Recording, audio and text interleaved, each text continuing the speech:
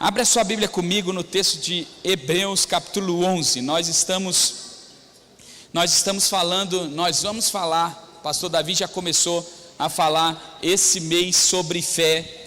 Todo discípulo é um agente da fé. Todo discípulo precisa e é um agente de fé.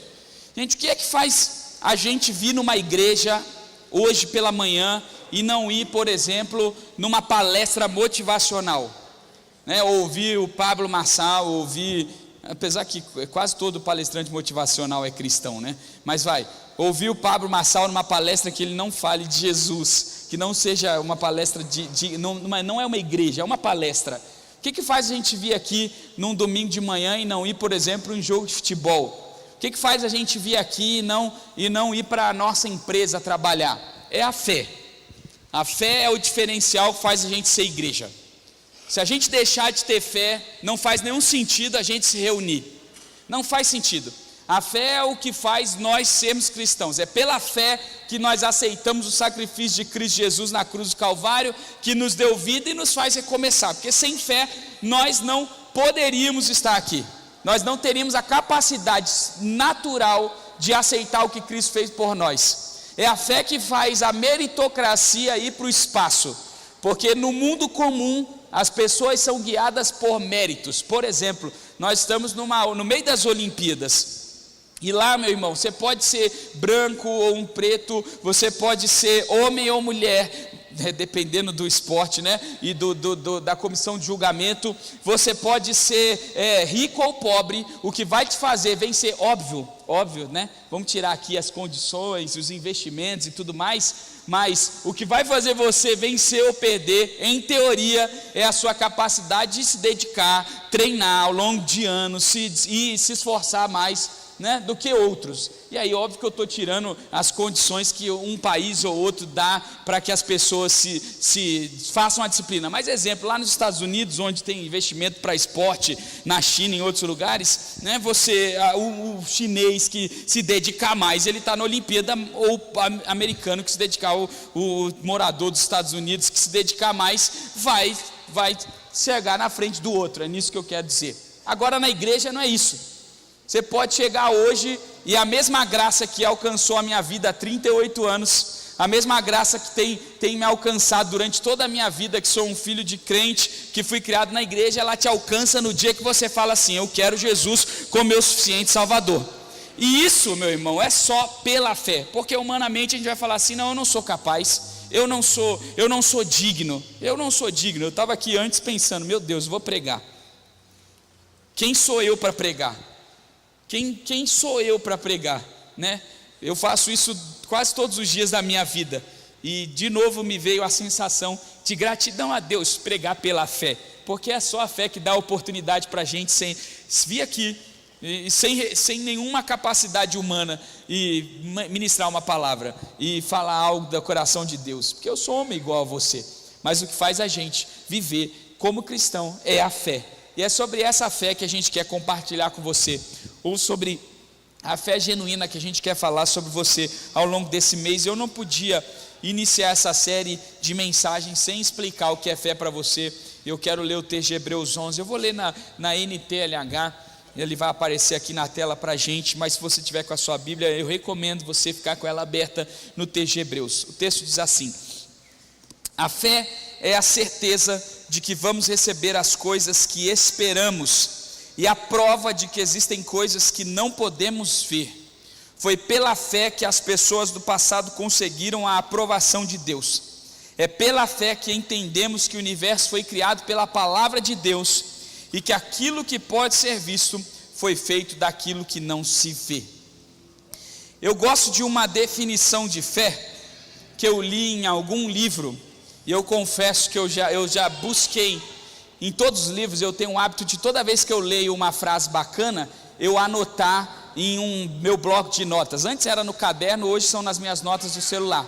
E agora, hoje, eu coloco quem são os autores dessas frases. Mas até eu aprender isso, quando eu era mais jovem, eu lia algumas frases incríveis e eu não anotava os autores da frase.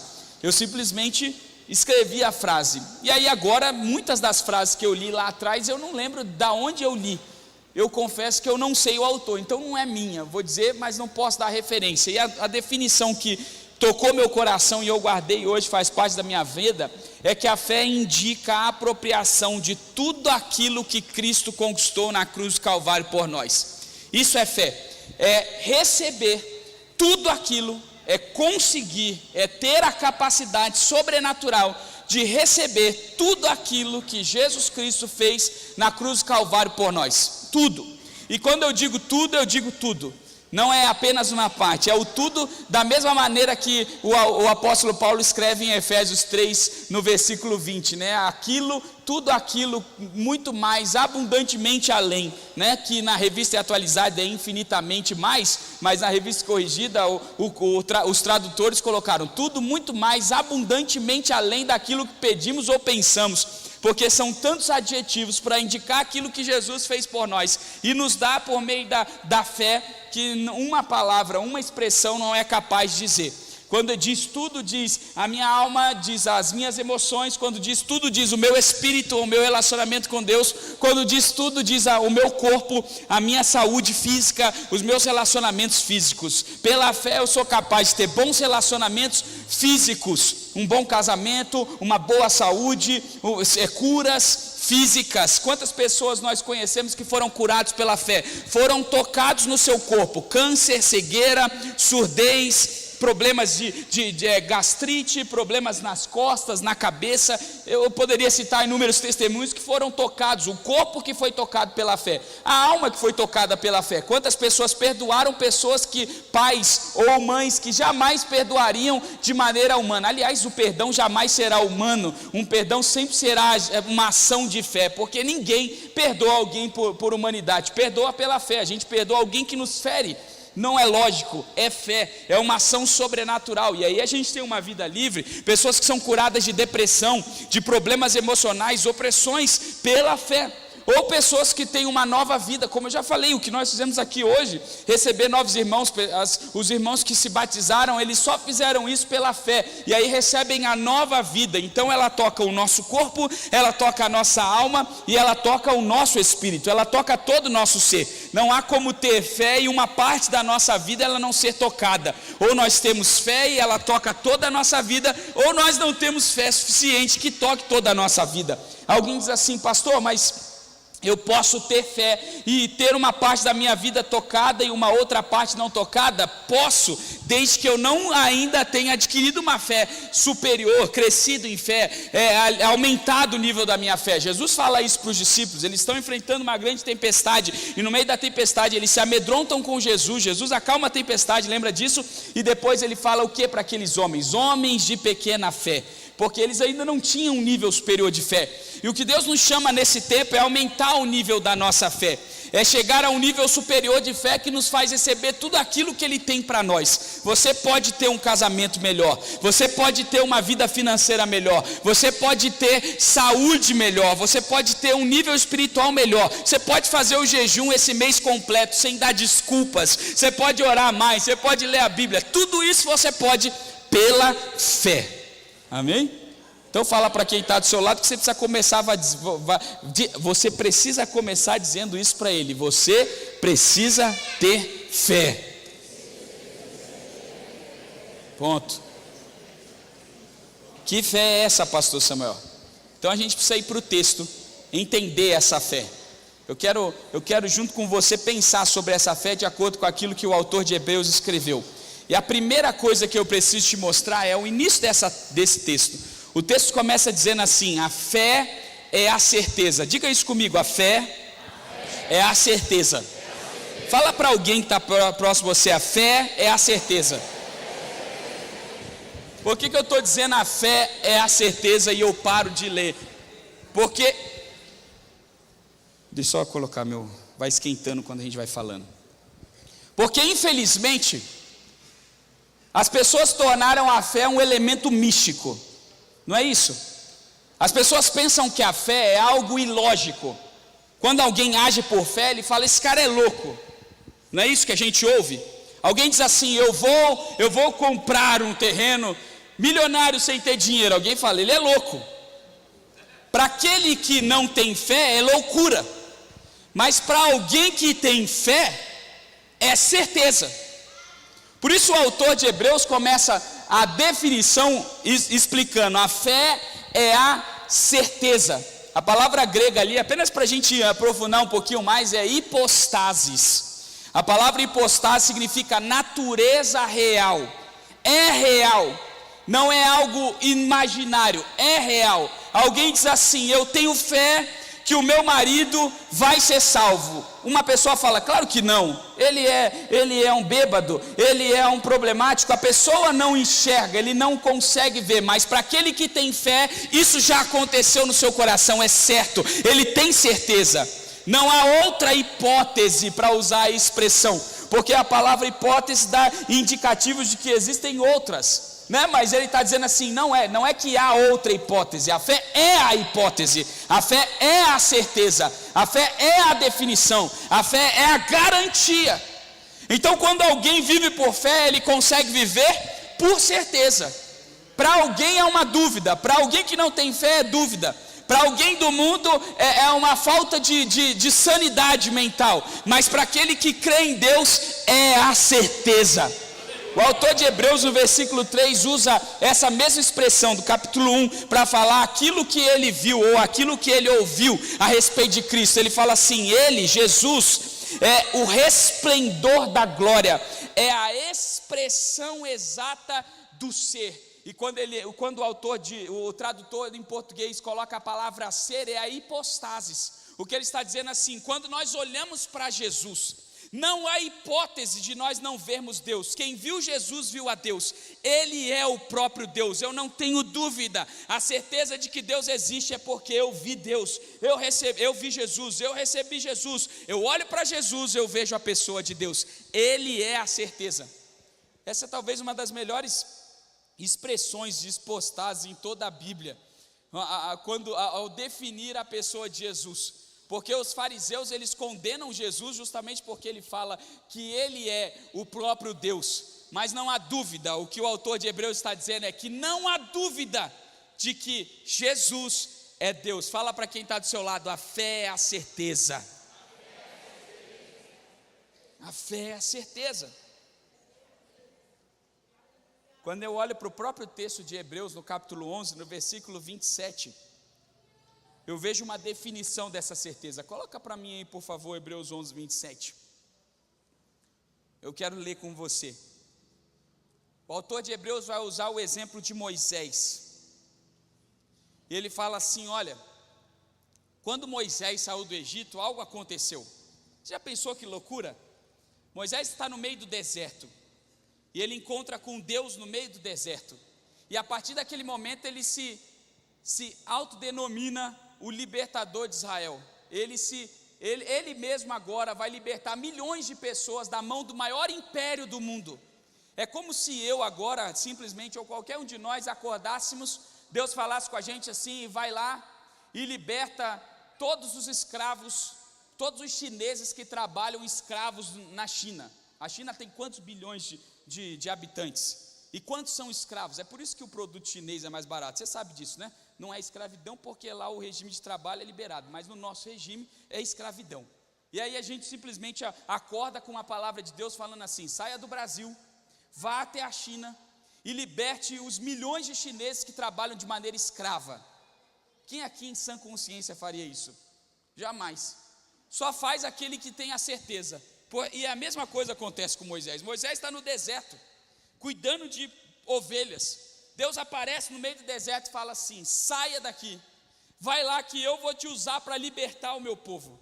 Você vai ser usado para libertar. E olha o que o autor de Hebreus entende e explica: foi pela fé que Moisés saiu do Egito, sem ter medo da raiva do rei, e continuou firme, como se estivesse vendo Deus invisível. Olha o que o texto disse: Moisés tinha uma certeza, ele viu a Deus, ele enxergou o próprio Deus, ele falou com Deus, e essa certeza de quem viu a Deus fez ele libertar os israelitas do Egito, os hebreus do Egito. Olha, meu irmão, eu e você não agimos por aquilo que vemos, nós não agimos por aquilo que entendemos, nós agimos por fé. A fé consiste exatamente em tornar reais em trazer a vida real, a fazer a gente enxergar aquilo que homens naturais jamais enxergariam, porque a fé é a certeza. Talvez a sua condição diga que você não vai sobreviver. Talvez o diagnóstico médico diga que que essa enfermidade não tem a cura. Talvez o psicólogo diga que você precisa ficar eternamente lá no tratamento com ele, no acompanhamento, na terapia eterna que nunca acaba. Mas a fé diz assim: mesmo que o médico diga que não, a fé diz que sim. Mesmo que o psicólogo diga que não, a fé diz que sim. Mesmo que a vida diga que não, a fé diz que sim. Mesmo que o mundo diga que não dá certo, a fé diz sim, vai dar. A fé é a certeza. O médico diz assim: não é possível, mas no meu coração Jesus diz: é possível. O psicólogo diz: você vai precisar continuar eternamente trabalhando nessa terapia, fazendo a terapia eterna, mas Jesus e o Senhor dos Senhores e a fé no meu coração diz: hoje isso tem um fim. Aleluia. Fala para quem está do seu lado: a fé é a certeza. Eu quero orar por você antes de continuar. Sinto no meu coração que existem pessoas que vão receber algo extraordinário por meio da fé hoje. Quem crê nisso? Tem portas que vão ser abertas, tem milagres que vão acontecer nesse mês por meio de uma fé sobrenatural. Tem coisas, irmãos, que você nunca vai alcançar se não for por fé. E Deus está te chamando nesse mês para ativar a sua fé. O homem diz que não, a condição humana diz que é impossível, mas o Senhor está te falando hoje: pela fé é possível. Pega a sua mão.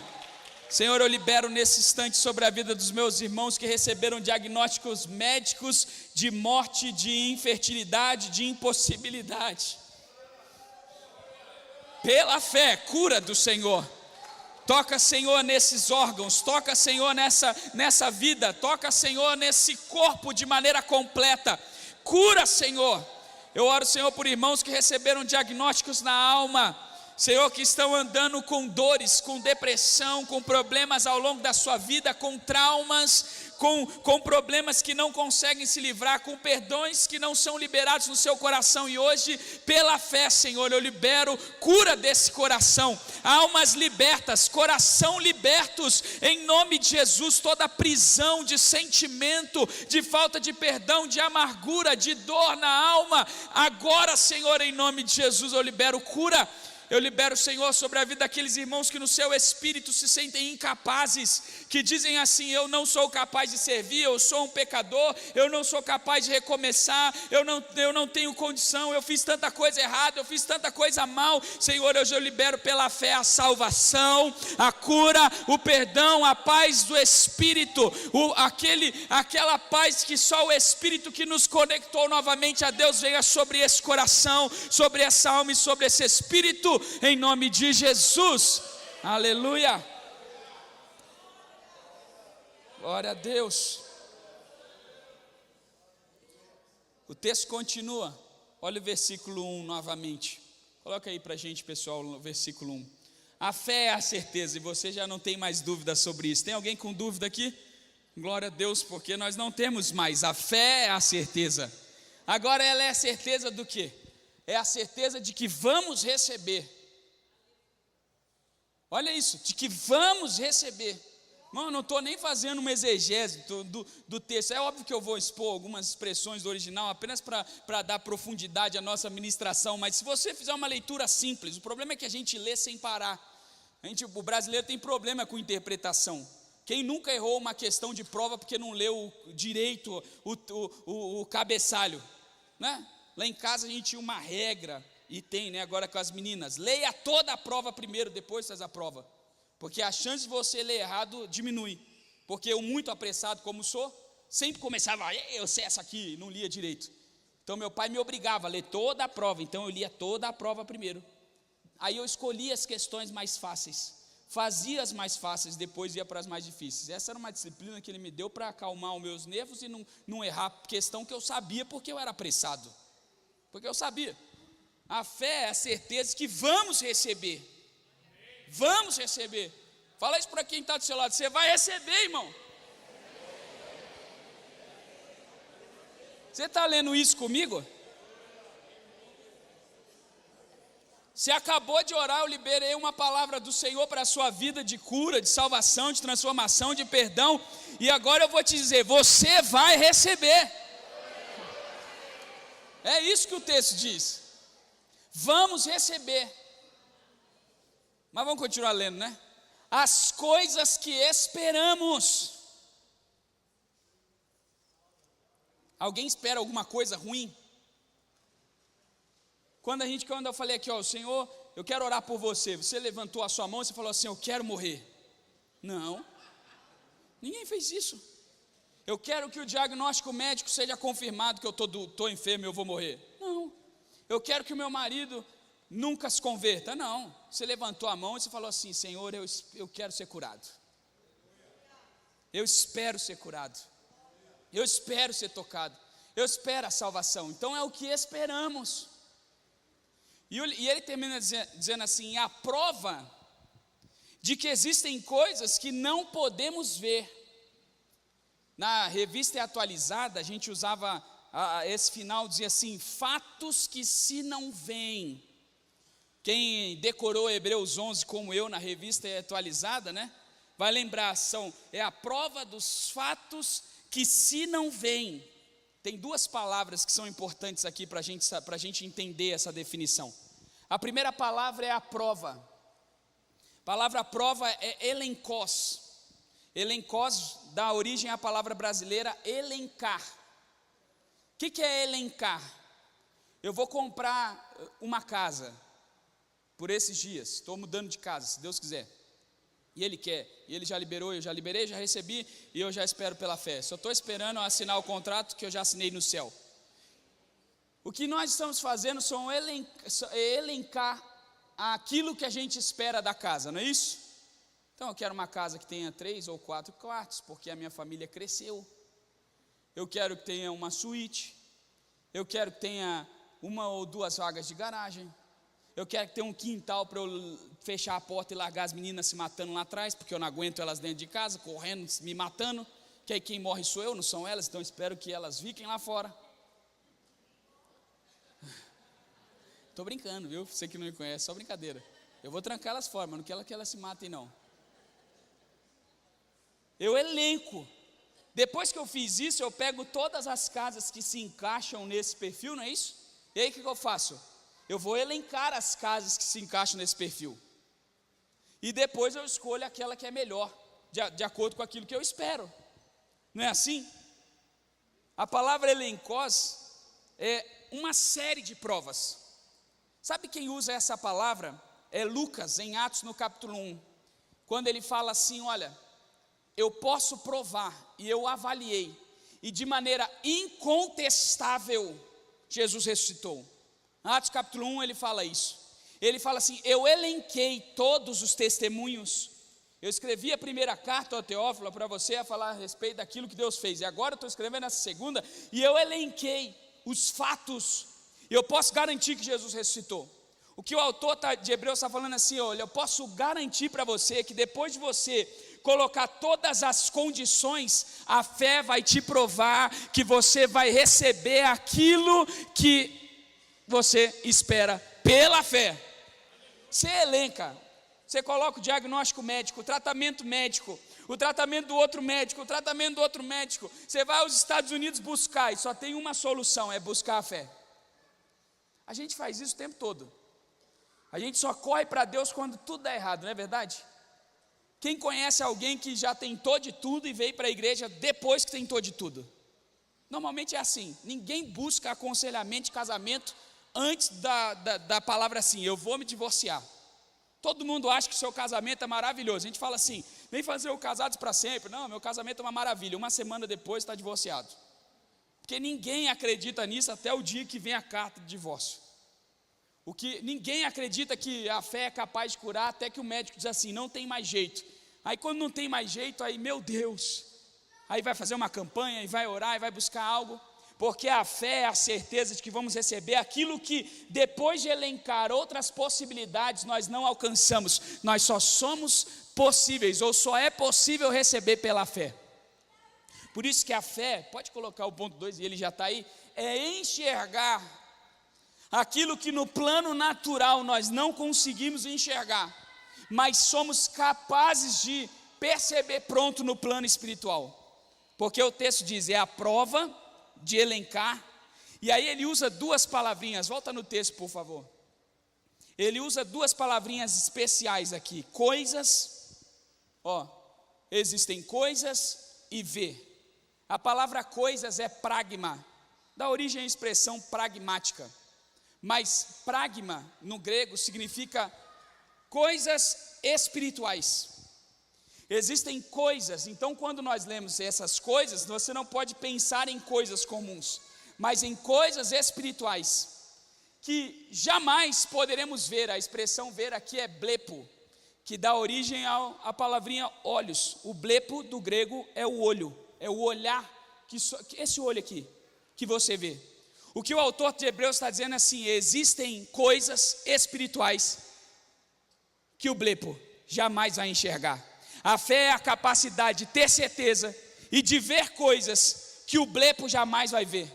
É aquela esposa que está fazendo almoço para o marido cafajeste, falando assim, ele vai ser um homem de Deus. O mundo diz, ele é um cafajeste, mas ela diz, ele é um homem de Deus. É aquele pai que trata o filho com amor, não por aquilo que ele tem feito, mas por aquilo que ele enxerga no céu. Ele fala assim, o mundo diz que ele é um drogado, mas no céu eu já vejo ele como um homem de Deus. É aquele irmão que trabalha no emprego, e o emprego é ruim, talvez não seja o emprego dos sonhos. Os olhos dele dizem assim, isso aqui você não merece, mas ele no céu já enxergou o resultado da fidelidade dele de trabalhar para o Senhor. É aquele irmão que sai com um filho, o Isaac, sem os olhos enxergarem, para sacrificar. No meio do caminho o filho fala assim, pai, eu vejo o cutelo, eu vejo a lenha, mas eu não blepo o sacrifício. E o pai diz assim, eu também não, mas o Senhor no céu já viu aquilo que os meus olhos não veem, e o Senhor previu, o Senhor proviu, o Senhor proverá, aleluia. A fé é enxergar coisas que os seus olhos jamais vão enxergar. Tem coisa, irmão, que você não vai fazer na vida enquanto estiver olhando com os seus olhos, você só vai fazer quando você fechar os seus olhos e olhar com a fé, aleluia. E hoje o Senhor está te chamando a fechar olhos naturais e abrir olhos espirituais. Hoje o Senhor está falando para você assim, para de olhar com a sua natureza comum e começa a enxergar com a fé. Para de enxergar como os olhos mostram e começa a enxergar como a fé já revelou no céu que é. Feche seus olhos, você pode fechar os seus olhos agora? E acessar pela fé aquilo que você espera no Senhor. Não é o que a condição te diz. Faz uma oração nesse instante e toma posse disso pela fé. Fala assim, eu vejo o meu marido salvo, eu vejo uma porta aberta, eu vejo um milagre acontecendo, eu vejo a salvação da minha família, eu vejo o trabalho dando resultado, eu vejo a provisão do Senhor. Eu vejo agora, existem coisas no céu que o Senhor me revela e eu quero ver. Toda vez que o Senhor falou ao longo da história, foi por meio de sonhos e visões, e os sonhos e visões são um sinal de Deus, uma manifestação de que nós estamos próximos dEle.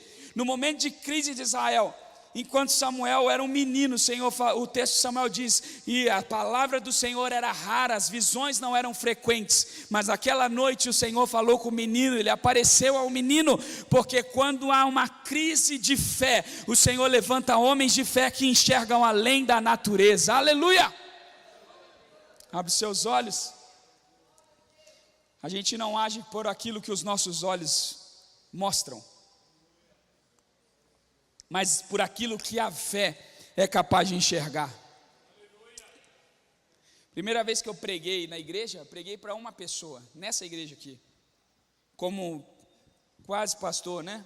Eu já tinha pregado antes, mas ainda não era um seminarista, um pastor. Eu preguei para uma pessoa. Eu passei 3 anos e meio, praticamente toda a minha vida, pregando para 5 pessoas. E a maioria das mensagens que eu prego hoje para 5, 10 mil pessoas, 3 mil pessoas, são as mensagens que eu pregava para 5 pessoas. Eu nunca preguei para uma pessoa. Eu sempre preguei para milhares de pessoas, porque os meus olhos diziam: aqui tem 1, aqui tem 2, aqui tem 5, mas a minha fé dizia: aqui tem uma grande igreja, aqui tem um grande público, aqui tem uma multidão ouvindo essa palavra. Eu falava assim, alguém falava assim: mas a gente precisa de som, só tem 5 pessoas. Eu falava: sim, porque o som vai sair pela janela e tem gente que vai ouvir essa mensagem e vai se converter. Aliás, tem gente que vem nessa igreja hoje porque o som sai pelas tendas, e chegaram aqui porque ouviram um som e falaram assim: tem alguma coisa ali, é uma igreja, nós vamos lá, e ficaram, e são parte dessa igreja porque ouviram o som. A fé enxerga aquilo que o seu olho natural jamais será capaz de ver. Fala para quem está do seu lado: é tempo de ver. Olha o texto de Hebreus 11, 8, apenas para corroborar com aquilo que eu estou compartilhando com você. Eu sempre fiquei em dúvida, por que Abraão, quando chegou na terra prometida, antes de chegar na terra prometida, quando chegou próximo a Canaã, ele estava com Ló era seu companheiro de viagem, o seu sobrinho, e ele deu a opção de Ló escolher a terra. E Ló, muito esperto, escolheu a melhor terra. E Abraão ficou com a teoricamente pior terra. E o autor de Hebreus explica por que Abraão ficou, entre aspas, com a pior terra. Olha o texto: foi pela fé que Abraão, ao ser chamado por Deus, obedeceu e saiu para uma terra que Deus lhe prometeu dar. Ele deixou o seu próprio país sem saber para onde ia. Pode passar o versículo 9. Pela fé ele morou como estrangeiro na terra que Deus lhe havia prometido. Viveu em barracas como Isaac e Jacó, que também receberam a mesma promessa de Deus. Versículo 10. Porque Abraão esperava a cidade que Deus planejou e construiu, a cidade que tem alicerces que não podem ser destruídos. Irmão, sabe por que Abraão não brigou com Ló por causa da terra? Porque a terra que Abraão viu era uma terra muito superior àquela que Ló tinha enxergado. Ele viu a Jerusalém celestial. Ele não viu Canaã, a terra prometida, que os israelitas até hoje acham que é aquele pedaço de terra e brigam por ele. Ele viu uma Jerusalém celestial. A fé é aquilo que nos faz enxergar além do que os homens comuns conseguem enxergar. E você só vai ser extraordinário e sair do ambiente comum quando você enxergar pela fé. O que seus olhos estão te dizendo hoje? Agora pergunta para a fé: o que a fé está te dizendo hoje? Versículo 2, leia o texto comigo. Foi pela fé que as pessoas do passado conseguiram a aprovação de Deus. O que eu acho legal desse texto e desse versículo é a palavra aprovação. Com certeza você gosta da palavra aprovação. Mas a palavra aprovação aqui, na verdade ela no grego é martireu, que dá origem à palavra mártir, que pode ser traduzida como testemunho. Ou seja, o que ele está dizendo aqui é que essa aprovação não é uma aprovação numa condição humana, é uma aprovação que te leva inclusive para a morte, para dar um testemunho de vida. E ele está falando assim, foi pela fé que pessoas do passado testemunharam, martireu, morreram, deram a sua vida como testemunho para conseguir uma aprovação de Deus.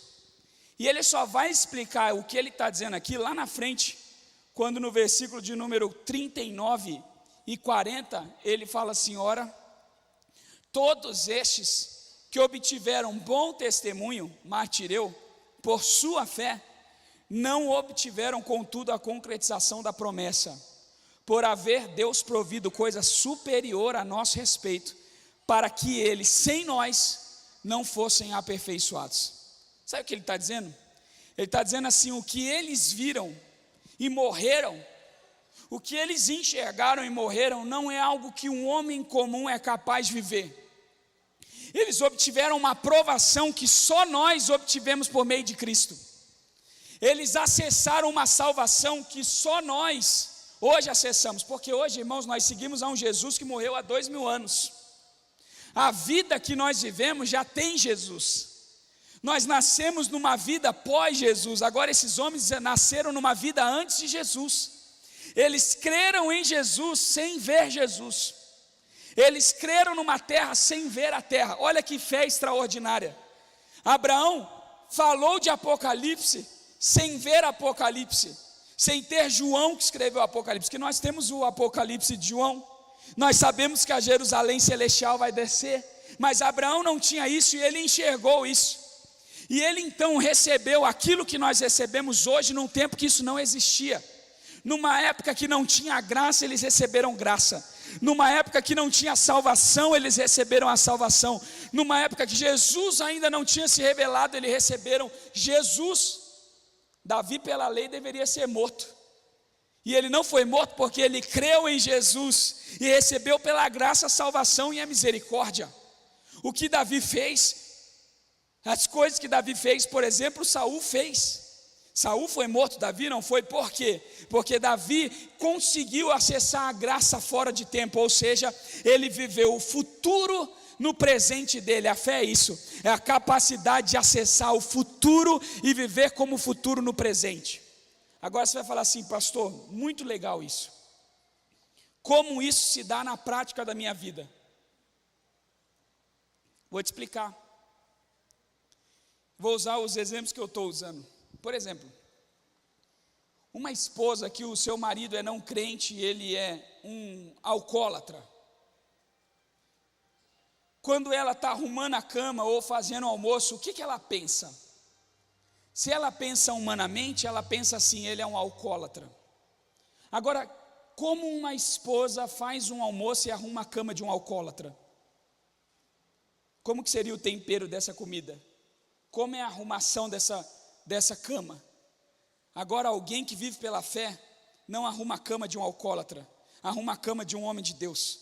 Então, quando ela está arrumando a cama, ela não está vendo um alcoólatra, ela já está vendo um homem de Deus. Ela vai ao futuro, ela enxerga aquilo que pela fé esse homem vai se transformar, e ela vive no presente como ela enxergou no futuro. Então o tempero é de um homem de Deus. A relação com esse marido não é com o marido que ele é, mas com o marido que ele vai ser. A relação com esse filho não é com aquilo que ele é, mas com aquilo que ele vai ser. A relação com esse trabalho não é com aquilo que ele é, mas com aquilo que ele vai ser. Eu trabalho, não hoje, eu prego aqui não para 1000 pessoas, 700, 500, 400, eu prego para 5.000 pessoas, porque por mais que hoje tenha 600, 500, 400, eu já fui ao futuro, e lá no futuro, nessa casa, nós temos 5.000 pessoas servindo ao Senhor. Nós temos um ministério de louvor que lançou EPs no Spotify, no Deezer. Eu não sirvo como os meus olhos dizem, mas como a minha fé já enxergou no futuro. Eu vivo aquilo que no futuro alguém já viu Jesus Cristo e já fez por mim.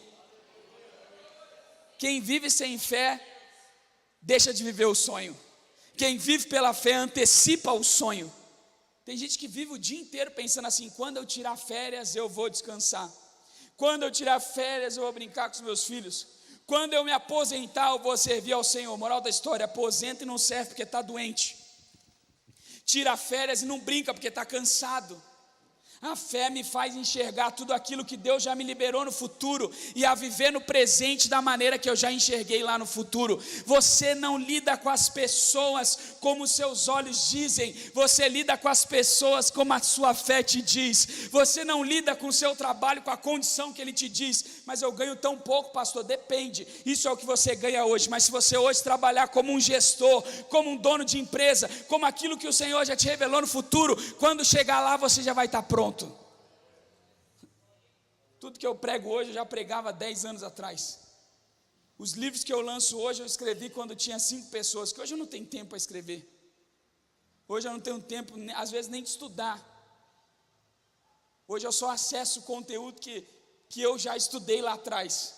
mensagem que eu já fiz e preguei lá atrás, e que eu dou uma reformulada, e que às vezes o Senhor fala de uma maneira diferente, conteúdos que eu já tenho, mas que eu já acessava lá atrás. Não viva hoje como você enxerga hoje, viva hoje como você já enxergou no futuro pela fé.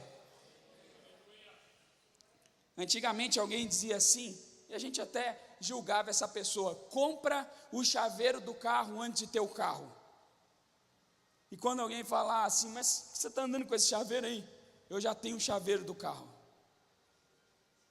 Eu já tenho a caneta que eu vou assinar os contratos que o Senhor já liberou no futuro para mim. Eu já estou arrumando a cama do marido, do homem de Deus que eu vou receber nessa casa. Eu já estou trabalhando como um gestor dessa empresa, como um diretor dessa empresa. Eu não vivo como hoje me diz, eu vivo como aquilo que eu enxerguei no futuro pela fé. Acesse o futuro da sua vida aí. Como que o Senhor te revela que será o seu futuro? O que você vê pela fé? Sabe quem viveu assim? Duas pessoas, Hebreus 11 fala sobre elas. Olha o versículo 4. Coloca aí, versículo 4. Foi pela fé que Abel ofereceu a Deus um sacrifício melhor do que a Caim. Pela fé, ele conseguiu a aprovação de Deus. Olha a palavra aprovação. Como homem correto, tendo o próprio Deus aprovado as suas ofertas. Por meio da sua fé, Abel, mesmo depois de morto, ainda fala. Você veio no culto hoje? Quem veio no culto hoje? Quem entregou uma oferta hoje? Sabe quem entregou uma oferta hoje? Abel. Mas Abel está morto, mas ele acessou o futuro. Ele deu uma oferta lá no passado que fala até hoje. Ele falou assim: eu vou dar uma oferta hoje, e essa oferta vai falar até hoje. Até hoje a oferta de Abel está sendo entregue em cultos, porque ele foi no futuro e falou assim: existe alguém que vai morrer por mim, e eu vou dar uma adoração que vai pregar esse Jesus. Ele não viveu como aquele tempo, ele acessou o futuro. Mas eu vou falar: mas pastor, um exemplo é pouco. Tá bom, vou te dar um outro exemplo. Versículo 5. Foi pela fé que Enoque escapou da morte. Gosto dessa palavra, escapista. Escapou, viu, meu companheiro. Foi pela fé que Enoque escapou da morte. Alguém aqui vai morrer? Eu não. Eu não vou morrer não. Eu já morri. Sabe quando eu morri? Dia 30 de junho de 96. No dia do meu batismo. Hoje morreu aqui o Samuel e a Keren. Eles não morrem nunca mais. Agora eles vão ver para sempre. Daqui a alguns dias a trombeta vai tocar, Jesus vai chamar a gente vai se encontrar com Ele, vai morar para sempre no céu. Nenhum de nós aqui vai morrer de novo. E sabe quem não morreu antes disso ser revelado? Enoque.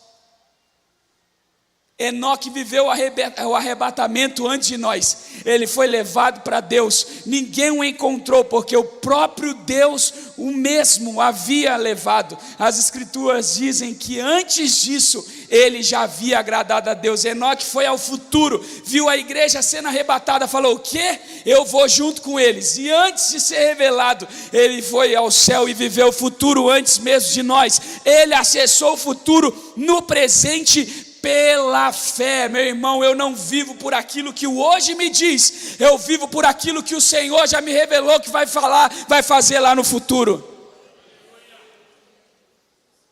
Quem vinha no escritório que estava aqui nessa mesma igreja, nesse lugar que nós estamos aqui, ali mais ou menos onde o pessoal está sentado com aquelas cadeirinhas plásticas, quem viesse no escritório há uns 4 ou 3 anos atrás, ia chegar e ver num mural que era um raczinho de TV, que virou um depósito de materiais, um papel que eu desenhei.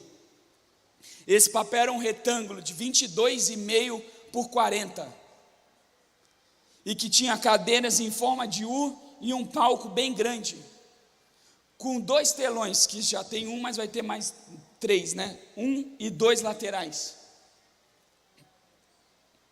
Há 4 anos atrás, eu já tinha visto você sentado aqui hoje, da maneira que você está sentado. Aliás, eu já vi além disso, lá na frente. Agora a gente não vive qual é a nossa condição. Nossa, pastor, mas hoje está quente. Nossa, pastor, mas ainda não está fechada. Nossa, pastor, mas ainda não tem tudo certo. Nossa, mas o serviço não é adequado. Nossa, mas a gente não tem um instrumento de louvor que a gente gostaria. Nossa, mas a gente ainda tem um monte de problema. No presente tem, mas a gente não vive como a gente viu aqui. A gente vive como a gente vê lá. E quando chegar lá, a gente já vai estar pronto para viver. Você nunca vai estar pronto para viver aquilo que Deus te deu no futuro, se você não viver no presente como Deus te deu no futuro. Ninguém recebe o futuro se não valorizar aquilo que Deus dá no presente. Se você não sabe andar de Fusca, você não vai andar de Palio. Se você não sabe administrar R$100, Deus não vai te dar 1.000. Alguém fala assim, não, quando eu tiver 10.000, eu vou ser fiel. Nunca vai ser. Porque nunca vai ter 10.000. Você começa a viver hoje como se tivesse 1 milhão, como se fosse dono de uma grande empresa. Começa a ser o vendedor que você já enxergou no futuro, e Deus vai te liberar tudo aquilo que você viu no futuro no teu presente. É assim. Fala para quem está do seu lado isso, acesse o futuro. Pergunta para quem está do seu lado aí, o que você está vendo no futuro da sua vida? Compartilha com alguém aí. Tem gente que está vendo o futuro muito enganada aí. Ajuda essa pessoa.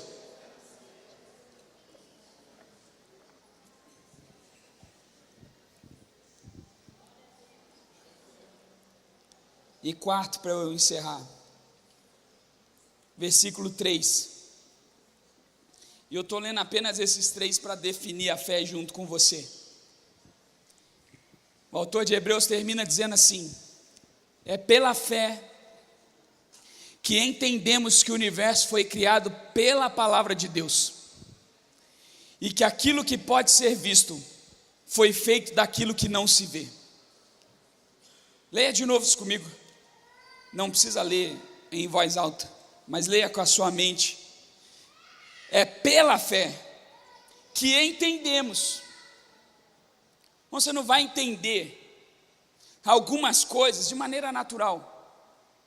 Um dos meus grandes amigos, discípulos e liderados, o Jefferson, muito gostava de explicar tudo, um mestre da palavra, gostava de todos os detalhes. E às vezes ele queria convencer algumas pessoas lá nos nossos primeiros passos, discipulado, na nossa caminhada, a reconhecer Jesus, a viver, e ele queria explicar, porque a pessoa ficava naquelas perguntas sem sentido. Não, mas a Bíblia diz que o sol parou, e o Jefferson estudava todos esses detalhes para explicar. E tem que estudar mesmo, né? Ele é mestre, eu não sou. E aí, não, mas a Bíblia diz que o mar vermelho se abriu, o rio Jordão, e o exército de Faraó morreu lá, mas o mar vermelho é desse tamanhozinho. E o Jefferson queria explicar, às vezes a gente ia nas visitas, ele queria explicar, e um dia eu falei assim, Jefferson, tem coisa que a gente nunca vai entender, e que a gente nem tem que entender. A gente só vai entender algumas coisas pela fé. Tem coisas que não são entendidas de maneira lógica, só são entendidas pela fé. Se alguém me pede explicações sobre alguma coisa da minha vida, por exemplo, como é que você viveu o ano passado, pagou as suas contas? Eu falei, não sei. Eu posso pegar o orçamento, eu posso pegar lá os dados, o dinheiro que entrou, o dinheiro que saiu, e aí talvez eu tenha uma explicação, mas eu nem quero saber. É melhor não saber. Para mim, eu vivi um ano inteiro pela fé, e glória a Deus por isso. Foi a fé. Só entende quem tem fé. Quem não tem fé não entende. Porque é pela fé que entendemos. Mas olha o que ele diz: que entendemos que o universo foi criado pela palavra de Deus, e que aquilo que pode ser visto foi feito daquilo que não se vê. Tem gente tentando explicar até hoje a criação do universo. O autor de Hebreus está dizendo assim, não dá para entender se não for pela fé. Não dá para entender se não acessar a fé. A fé nos faz entender isso. A fé nos faz entender que o Senhor deu uma palavra, liberou uma palavra, e a partir da liberação dessa palavra, o blepo conseguiu enxergar o Gnomai. E eu já vou te explicar. Porque a palavra ali, olha, onde está vendo, não, o que pode ser visto, está vendo o que pode ser visto? É a palavra blepo, que apareceu lá em cima, ver, enxergar com os olhos. Mas a palavra foi feito, está vendo aqui? Foi feito, é a palavra ginomai, que de maneira bem simples, é trazer à existência. Então o que o autor de Hebreus está dizendo é o seguinte, olha, o blepo vai enxergar quando a fé chamar à existência. O que a fé faz é acessar aquilo que os olhos não veem e trazer para a visão, que é a visão natural, a existência, aquilo que só a fé é capaz de enxergar. Então a gente não ora, quando ora, né? A gente tem algumas pessoas têm aqueles costumes, né? Errados. Senhor, que tu possas. Senhor, que tu possas. Eu fico até ouvindo o Senhor do céu falando assim, vai ler a Bíblia, porque tem um homem na Bíblia que fala assim, Senhor, se tu podes. Lembra disso? O pai de um filho endemoniado fala assim, se tu podes. E a resposta de Jesus é, se eu posso, é claro que eu posso, é claro que eu posso, o que lhe falta é fé, que se você tiver fé, todas as coisas são possíveis pela fé. O que a fé faz é acessar o céu, as coisas prontas, e trazer à existência aos olhos naturais aquilo que já está pronto. A fé, acesso sobrenatural, e chama à existência na vida natural, para provar para os olhos naturais que o céu e que as coisas são acessadas pela fé. Então a gente não ora assim, Senhor, se tu quiser salvar o meu marido, Senhor, se tu quiser me curar, Senhor, se tu quiser salvar o meu filho, transformar a minha vida. Não, não é isso. A gente ora assim, Senhor, eu chamo a existência a salvação da minha família. Senhor, eu chamo a existência a cura que já foi liberada no céu. A gente orou aqui no começo, não foi? Se você orou e acessou pela fé e acreditou naquilo tudo, já é real. Agora você vai falar assim, Senhor, agora eu vou provar para os meus olhos naturais, para o meu blepo, que o que eu orei é de verdade. Eu chamo a existência a cura completa, eu chamo a existência a liberação do diagnóstico, eu chamo a existência a transformação do meu marido, eu chamo a existência a salvação do meu filho, eu chamo a existência a libertação da minha família, eu chamo a existência os sonhos que o Senhor já me liberou no céu. Eu chamo a existência. Como que Deus criou o universo? É isso que o autor de Hebreus está dizendo. Deus ficou pensando, já estava tudo pronto na sua cabeça. E ele falou assim, haja luz. E o texto diz, houve luz. Haja separação de céus e terra. E houve separação. Ele simplesmente chamou a existência. Olha o profeta Ezequiel no Vale dos Ossos Secos, Ezequiel 37. Diante de ossos secos, ele olha e o Senhor pergunta para Ezequiel, o profeta, filho do homem, vamos falar certinho, né? Acaso esses ossos podem reviver? Qual é a resposta de Deus para Ezequiel? Senhor, tu sabes. E a resposta de Deus para Ezequiel? Se eu sei, chama a existência. Chama a existência. Ossos, tenham vida, ossos se juntam, mas ainda são só ossos. Ué, chama a existência, pele, músculo, tendões, pele, músculos, tendões, mas Senhor, mas são só mortos vivos. Chama a existência o Espírito, vento que sopra, vem e enche. Ele chama a existência. O que Deus está te falando hoje é que aquilo que você espera já está pronto no céu. Agora abre a sua boca e profetiza. Ah, pastor, mas eu tenho vergonha, eu oro quietinho. O Senhor ouve oração, o Senhor ouve oração quietinha, mas toda palavra que sai da boca traz existência. Você tem que falar, Senhor, eu chamo a existência. O profeta falou, o Senhor falou, o homem falou, os milagres acontecem pela palavra, e o provérbio diz, há poder na palavra para a vida e para a morte. Então, libera a palavra, profetiza. profetiza, para de reclamar que teu ministério não tem gente, que a tua equipe não tem gente, que o pessoal não tem tempo, que as pessoas são um problema, que o seu trabalho é um problema, que a sua família é um problema, que a sua mulher é um problema, que o seu marido é um alcoólatra, que seu filho é um drogado, e começa a falar: ele é um homem de Deus, ele é uma mulher de Deus, eu tenho solução para essa empresa, eu sou uma solução para esse lugar, eu sou um homem de Deus escolhido para essa história, para mudar a história dessa igreja, eu sou homem de Deus para mudar a história desse ministério,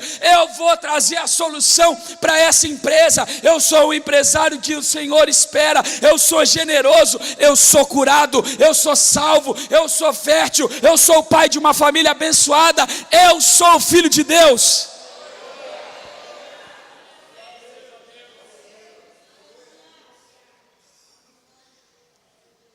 Agora o que a gente faz?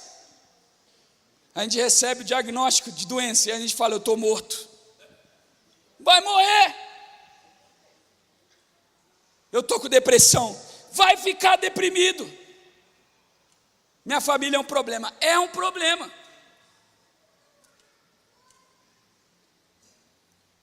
Eu não tenho dinheiro. Nunca vai ter.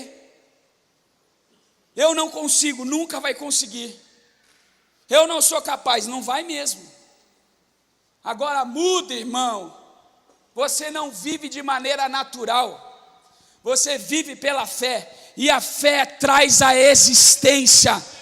Aquilo que os olhos não veem, ela se torna fato pela fé. O olho diz não é, mas a fé diz é a certeza. É um homem de Deus, é a cura, é a salvação, é a porta aberta, é o milagre, é a provisão. Os meus olhos não veem, mas o Senhor já viu, e eu vou até lá, porque se o Senhor já viu, Ele vai prover. Eu talvez não vejo, mas a fé me faz enxergar. Eu talvez não tenha a solução, mas a fé tem a solução. Eu não tenho a cura, mas a fé tem a cura.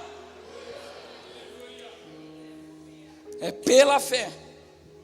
Chama a existência. Fica de pé agora. E você vai orar certo.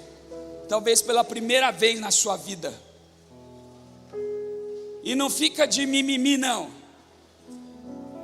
Abre essa boca aí. Que a igreja metodista wesleyana. Os quietinhos não são os wesleyanos. Quem fica... Está em outro lugar. Aqui nós somos do barulho. Aqui a gente profetiza. Aqui a gente abre a boca. Aqui a gente libera. Senhor, eu libero um pulmão novo para o presbítero Tertulino. Em nome de Jesus.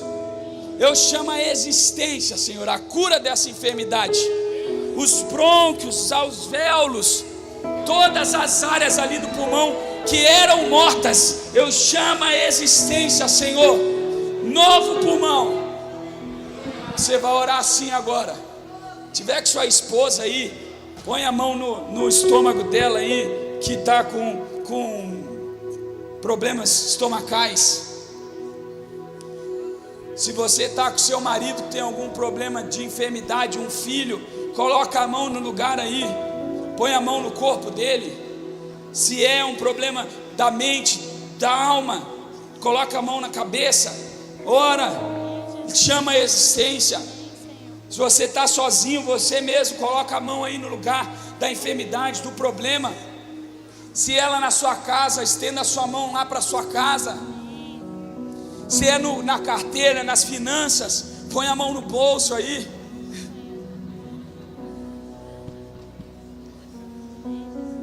Pega o celular e agora chama a existência. Abre a sua boca e fala assim: eu chamo a existência a salvação, eu chamo a existência a cura, eu chamo a existência o milagre, a libertação, eu chamo a existência a transformação. Vou te dar um minutinho para você chamar a existência aí, depois eu chamo a existência daqui.